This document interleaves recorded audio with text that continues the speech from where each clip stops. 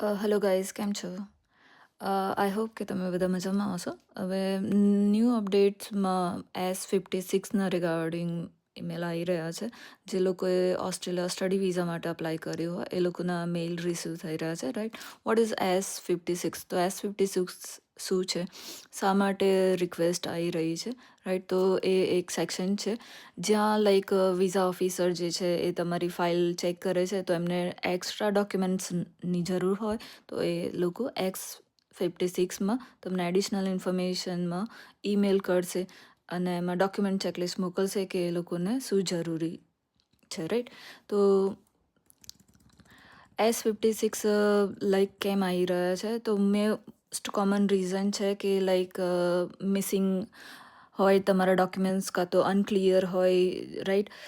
જેમ કે તમારું કોઈ ડોક્યુમેન્ટ્સ PCC છે, મેડિકલ્સ છે, કે પ્રૂફ ઓફ એમ્પ્લોયમેન્ટ હોય, કે ફાઇનાન્શિયલ હોય, કે GT એક્સપ્લેનેશન હોય, એ મિસિંગ હોય, રાઈટ? કાં તો પછી લાઈક ઓલ્ડ હોય અને ન્યૂ લાઈક ઓફિસરને ડોક્યુમેન્ટ્સ જોઈતા હોય તો case officers needs updated documents like new COE માંગે, કાં તો ન્યૂ બેંક સ્ટેટમેન્ટ માંગે, ન્યૂ રિલેશનશિપ એવિડન્સ માંગે, રાઈટ? સપોઝ કે તમે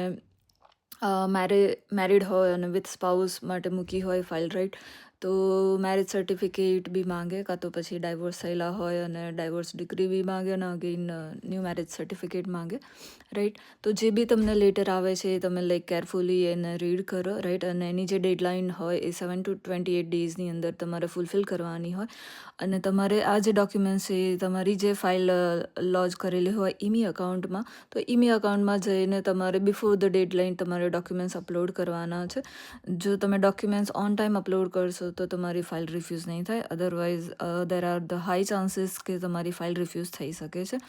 ઓકે, તો આ સ્ટુડન્ટ માટે ખાસ અપડેટ છે કે તમે આ મોસ્ટલી જ્યારે બી ફાઇલ કરો, રાઈટ, કોઈ બી એજન્ટ જોડેથી કરાવો કે કોઈ બી લાઈક વિઝા કન્સલ્ટન્ટ પાસેથી કરાવો તો તમારા પ્રોપર ડોક્યુમેન્ટ્સ છે કે નહીં એ તમે પહેલાં પોતે ચેક કરો, રાઈટ? અને લાઈક તમે વારંવાર પૂછો કે ઓકે હવે કંઈ ડોક્યુમેન્ટ્સ લાઈક પેન્ડિંગ તો નથી ને મારે આપવાના, રાઈટ?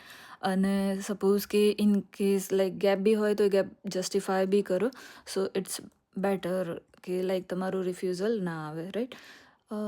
તો બસ આ જ છે અપડેટ્સ, તમે અહીંયા જોઈ શકો છો, રાઈટ? ઓકે. આના સિવાય લાઈક તમારે કંઈ બી પૂછવું હોય regarding the student visa application કે વિઝિટર વિઝા એપ્લિકેશન કે પછી UK લાઈક કંઈ બી અપડેટ્સ માટે તો તમે મને કોન્ટેક્ટ કરી શકો છો. Thank you.